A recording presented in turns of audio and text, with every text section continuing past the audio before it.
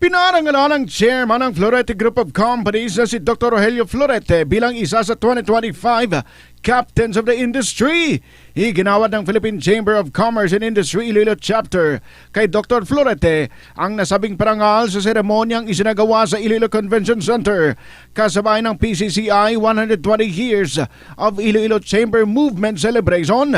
Si Dr. Florete ang kabilang sa 12 mga Ilonggo entrepreneurs na honorees o kinilala dahil sa kontribusyon nito sa industriya ng media at sa pagpapalago nito hindi lang sa Iloilo kundi sa ibang panig ng bansa at pagbibigay ng trabaho sa mga Ilonggo at mga Pilipino.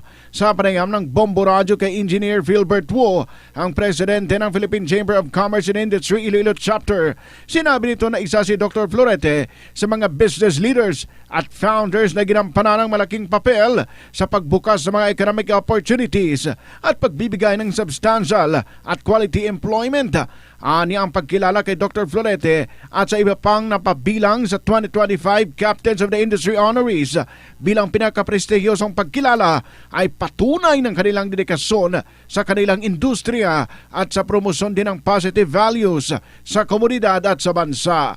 Maliban kay Dr. Florete, ang ibang honorees ay sina Dr. Marilu Lacson Arcelo para sa Education, Raimundo Robles para sa Food Services, Emil Anthony Po para sa Agriculture, Tomas Tan para sa Hardware, Dr. Vicente Villarreal sa Healthcare, Romeo Go para sa Hospitality, Alfonso Uy para sa Manufacturing, Bernadette Chu para sa Real Estate, John Andrew Po para sa Transportation, at ang mga posthumous awardees na sina Rodolfo Tio para sa Wholesale at Kehua Po para sa General Merchandise. To recognize the best or the Ilonggo businessmen who really gave a branding of Iloilo sa business. Because we are celebrating the 120 chamber movement sa Iloilo, we recognize the 12 captain of the industry. The awards is just a recognition. The business is just not about numbers. Business should be like inspiration sa mga komunidad mag-expand. Because we're doing business,